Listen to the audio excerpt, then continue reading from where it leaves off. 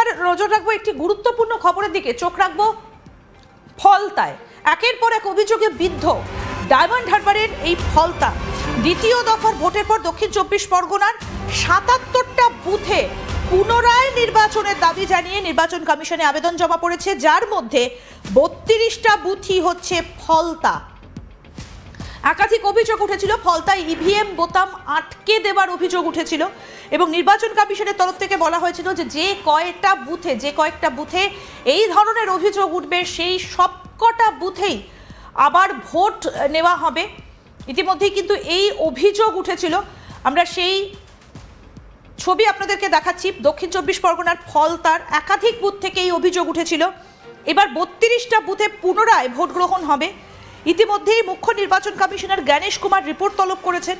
বিশেষ পর্যবেক্ষক সুব্রত গুপ্ত ঘটনাস্থল পরিদর্শন করেছেন। অভিযোগ, কিছু বুথে ইভিএম এ সেলোটেপ আর আতর লাগানো ছিল, যেটা নিয়ে বিতর্ক তৈরি হয়। বিশেষ করে অভিযোগ উঠছে 188 এবং 189 নম্বর বুথ নিয়ে। কমিশন সূত্রে খবর, শুক্রবার বা শনিবারের মধ্যেই এই পুনরায় ভোট গ্রহণ হতে পারে।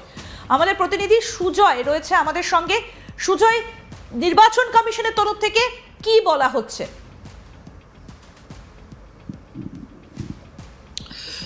দেখো, আমরা যেটা জানতে পাচ্ছি, কমিশনের তরফ থেকে যেটা জানতে পাচ্ছি, যে ছবি তুমি ইতিমধ্যেই আমাদের দর্শকদের দেখালে, সেই ছবি ইতিমধ্যে কিন্তু সোশ্যাল মিডিয়ায় ভাইরাল হয়েছে।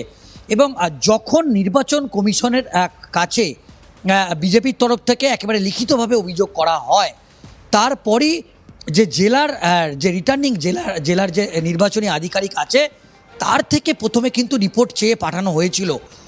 কিন্তু আমরা যেটা দেখলাম, খুব উল্লেখযোগ্য বিষয়, অত্যন্ত গুরুত্বপূর্ণ, যে এই যখন রিপোলিংয়ের একটা দাবি, তুমি নিশ্চয়ই জানো যে পশ্চিমবঙ্গের ইতিহাসে এরকম নির্বাচন, দ্বিতীয় দফার যে নির্বাচন হলো, সেই নির্বাচন কমিশন এবং রাজনৈতিক মহল মনে করছে গত 79 বছরে আমাদের রাজ্যের, যদি তুমি রাজনৈতিক মহল মনে করছে যে আমাদের রাজ্যের যে নির্বাচন, এর আগে যতগুলো নির্বাচন হয়েছিল, প্রায় 79 বছর এইরকম নির্বাচন কেউ মনে করতে পারছে না। এবং রক্তপাতহীন নির্বাচন, যেটা দ্বিতীয় দফার যে 142টি আসনে যে নির্বাচন হয়েছে, সেটা এর আগে পশ্চিমবঙ্গবাসী বা রাজ্যবাসী সেই নির্বাচন দেখেনি। এবং প্রথম দফায় যে নির্বাচন হয়েছিল, সেখানেও কিন্তু উল্লেখযোগ্যভাবে একটি আসনেও কিন্তু পুনর্নির্বাচন হয়নি। এবং দ্বিতীয় দফার নির্বাচনে যখন এই ধরনের ঘটনা ঘটলো, এবং দুটো কেস অত্যন্ত নির্বাচন কমিশনের কাছে একেবারে স্পেসিফিকভাবে জমা হয়েছে। একটি হচ্ছে একটি বুথে বিজেপির যে প্রতীক, যেখানে ইভিএম ছিল, সেখানে আতর দেওয়ার যেরকম অভিযোগ পাওয়া গিয়েছে, এবং আরেকটি বুথে বিজেপির প্রতীকেই সেলুটেপ দেওয়া হয়েছে, সেটা হচ্ছে ফলতা। তো সেক্ষেত্রে স্পেসিফিকভাবে নির্বাচন কমিশন প্রথমে জেলার নির্বাচনী আধিকারিকের থেকে ভিডিও চেয়ে পাঠায়। কিন্তু স্বয়ং আমরা যেটা কমিশনের তরফ থেকে জানতে পাচ্ছি, জ্ঞানেশ কুমার স্বয়ং ফোন করেন সুব্রত গুপ্তকে, এবং সুব্রত গুপ্তর মতো একজন বলা যেতে পারে অভিজ্ঞ আধিকারিক, যেটা নির্বাচন কমিশনের দপ্তরে এই দ্বিতীয় দফার এই ঘটনাগুলোকে, স্পেসিফিক ঘটনাগুলোকে নিয়ে দফায় দফায় বৈঠক করে নির্বাচন ছিল যে সমস্ত বুথগুলো থেকে অভিযোগ উঠছে যে সেলোটেপ বা এই ধরনের ব্ল্যাক টেপ বা আতর লাগানো, সেই বুথগুলোতে আবার ভোট নেওয়া হবে। এবং যদি একটা বিধানসভার একাধিক বুথে এরকম ঘটনা ঘটে, তাহলে সেই পুরো বিধানসভাটাতেই আবার ভোট নেওয়া হবে। এই যে 32টা বুথ, তার মধ্যে বেশিরভাগই ফলতার, তাহলে কি বুথ ধরে ধরে পুনরায় নির্বাচন হবে, নাকি আবার পুনরায় ওই বিধানসভা গোটাটাতেই নির্বাচন হবে? এই বিষয়ে স্পষ্ট করে কি নির্বাচন কমিশন কিছু বলেছে? একেবারে তুমি অত্যন্ত গুরুত্বপূর্ণ একটি প্রশ্ন করেছো, যে এটা রাজনৈতিক মহলও কিন্তু একটা সন্ধিয়ান আছে। এখনো পর্যন্ত আমাদের কাছে যে আপডেট এসছে, ফলতা বিধানসভায় 32টি বুথে, ডায়মন্ড হারবারে 29টি, বজবজে 3টি, মগরাহাট পূর্ব বিধানসভায় 13টি, মোট 77টি বুথকে একেবারে প্রথম পর্যায়ে বলা যেতে পারে নির্বাচন কমিশন আইডেন্টিফাই করেছে।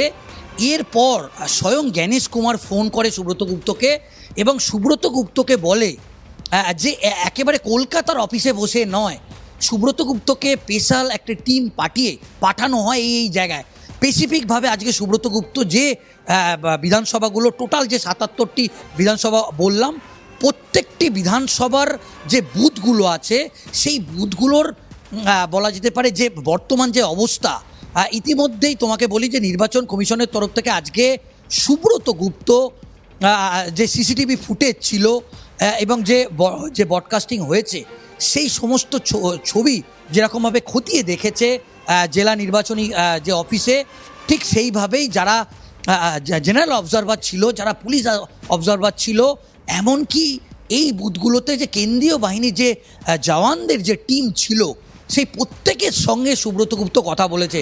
তো সেক্ষেত্রে মনে করা হচ্ছে নির্বাচন কমিশন মনে করছে নির্বাচন কমিশন অত্যন্ত সেনসিটিভভাবে কিন্তু এই বিষয়গুলো দেখছে।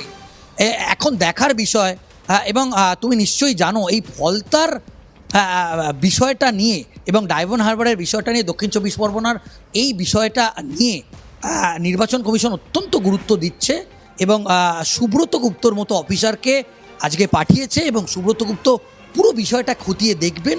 দেখার পর সিও মনোজ আগরওয়ালকে তিনি রিপোর্ট দেবেন এবং সেই রিপোর্ট দিল্লিতে জ্ঞানেশ কুমারকেও পাঠানো হবে। সেক্ষেত্রে জানা যাচ্ছে যেটা সিদ্ধান্ত নেওয়ার সেটা আজকের মধ্যে নির্বাচন কমিশন সিদ্ধান্ত নেবে যে পুরো বিধানসভা নির্বাচন হবে না যে 77টি স্পেসিফিক বুথ আছে তার মধ্যে কোন কোন বুথে নির্বাচন হবে পুনর্নির্বাচন। সেক্ষেত্রে আজকের সুজয়, একটা মধ্যে বিষয় বলো তো, নির্বাচন কমিশন সেক্ষেত্রে সেই যদি আবার সিদ্ধান্ত ভোট হয়, আবার যদি ভোট গ্রহণ হয় তাহলে সেটা কবে হতে পারে? আগামীকাল শুক্রবার, তারপরে শনিবার, সোমবার কাউন্টিং। সেক্ষেত্রে কবে নাগাদ হতে পারে পুনরায় যদি ভোট গ্রহণ হয়? দেখো, আজকে একটা রাতের দিকে একটা নোটিফিকেশান হওয়ার একটা সম্ভাবনা কিন্তু থেকে যাচ্ছে।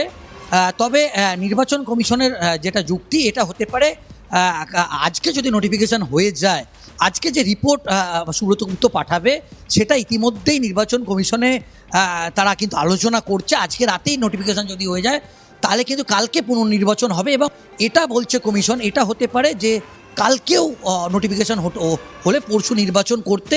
সেক্ষেত্রে নির্বাচন কমিশনের কোনো বিধিনিষেধ নেই বলে নির্বাচন কমিশনের তরফ থেকে জানা যাচ্ছে। কিন্তু এই মুহূর্তে এই বিষয়টা নিয়ে নির্বাচন কমিশন অত্যন্ত সিরিয়াস এবং দেখো, এটা মানতেই হবে এখনও পর্যন্ত নির্বাচন কমিশন যে দুটো ধাপে যে নির্বাচন কমিশন নির্বাচন করিয়েছে এ রাজ্যে, রাজনৈতিক মহল এবং এ রাজ্যের যারা বাসিন্দা বলা যেতে পারে প্রত্যেকেই কিন্তু নির্বাচন কমিশনকে কিন্তু তারা ধন্যবাদ জানাচ্ছে। ইতিমধ্যেই আমরা দেখেছি রাজনৈতিক দলগুলোর তরফ থেকেও যেভাবে এই ভোট হয়েছে সেক্ষেত্রে সবাই কিন্তু খুশি, এটা কিন্তু বলাই যেতে পারে।